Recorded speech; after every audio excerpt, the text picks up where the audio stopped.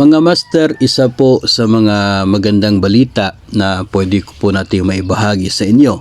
Galing po sa ating mga napulot na impormasyon doon sa ating pong dinaluhan na isa pong Congress ay ang ilang mga impormasyon na naibahagi ni Director Mario Bermudez tungkol po doon sa ginagawa ngayon ng DepEd, particular po sa BHROD.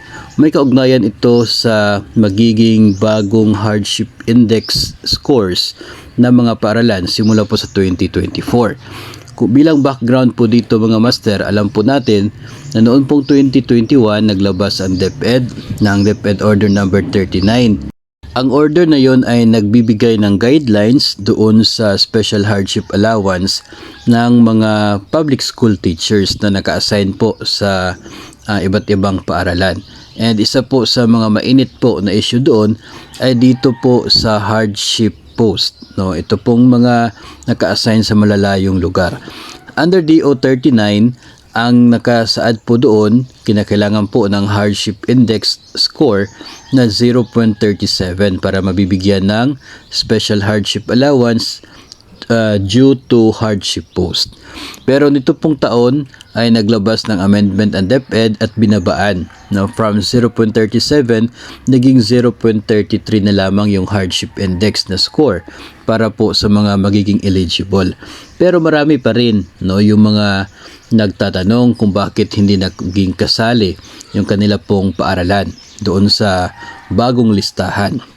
So, ang magandang balita dito ngayon sa episode na ito ay alam po natin na pagdating po ng 2024, 3 years after sa naunang guidelines ay magbabago po ng hardship index yung iba't ibang mga paaralan base po sa kung ano yung mga pagbabago din doon po sa kanilang lugar. So ang nangyayari ngayon ayon kang Director Bermudez ay ongoing yung DepEd sa pagkolekta ng mga impormasyon at pagkakaroon daw ng consultation sa mga iba't ibang schools division offices patungkol po sa hardship post ng mga paaralan. Kasi naniniwala ang DepEd BHROD na ang magkapagbibigay ng eksaktong sitwasyon sa mga paaralan ay hindi po yung DepEd Central Office kundi yung iba't ibang schools division offices ng DepEd. So, ang nangyayari, yung consultation, yung data ay manggagaling sa mga division offices.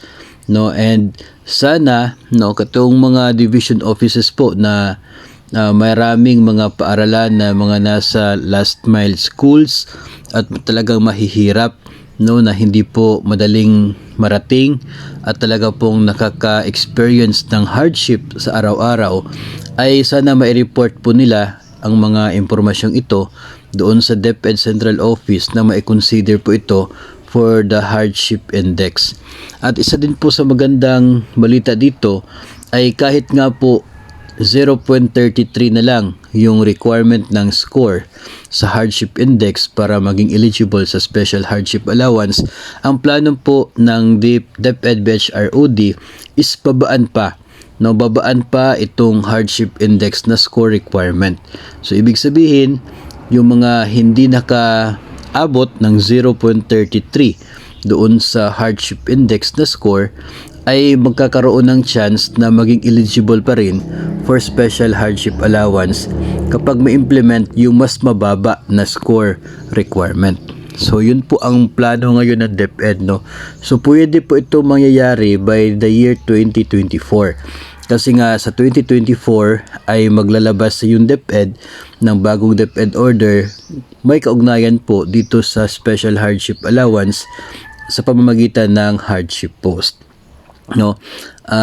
Doon sa DO 39 kasi last 2021, 3 years lamang yung effectivity ng mga hardship index scores ng mga paaralan.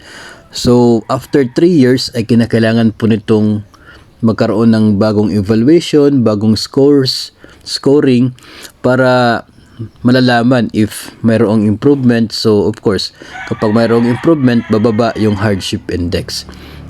At kung may mga bagong paaralan na naman po na ma-register ng DepEd, at talagang mahirap, so pwede sila nandun sa mas mataas na score. So sa 2024, 3 years after, ay maglalabas ang DepEd ng bagong scores ng mga paaralan, and yun na nga po, no, yun po yung ginagawa ng DepEd BHROD na sumasaguni doon sa mga division offices dahil naniniwala sila na yung mga division offices ang may kapasidad to determine sa mga eligible talaga na paaralan dito po sa special hardship allowance. So sana po yung mga division offices na walang eligible schools sa hardship post ay makatanggap na rin ng listahan ng kanilang mga paaralan na mapabilang sa mayroon pong hardship allowance. No, so abangan na lamang po natin yan mga master in 2024. No, pwede din po siguro kayong magtanong-tanong sa inyo pong division kung sila po ba ay kabilang na sa na bigyan ng chance na i-report sa DepEd Central Office yung sitwasyon ng hardship ng kanila pong mga paaralan. Nang sa ganun, ito po ay magkaroon ng malaking chance na makatanggap ng hardship allowance simula po sa 2024. So, kapag mayroon na pong bagong guidelines po ng special hardship allowance ay of course, ibabahagi pa rin po natin yan kaagad sa inyo dahil naniniwala po tayo na karapatan po natin na malaman ang mga impormasyong ito, and ito po ay may kaugnayan po sa mga benepisyo na pwede pong ma-avail ng mga DepEd personnel, especially ng mga guro na naka-assign sa mga liblib na mga lugar at talaga pong napakahirap marating at gumagastos pa ng napakalaking halaga at oras para lamang marating yung kanila pong station at doon ay makapagsilbi bilang mga guro ng kabataang Pilipino. So make sure po na kayo ay nakasubscribe sa ating YouTube channel at mag-follow sa ating Facebook page para updated sa mga susunod na videos.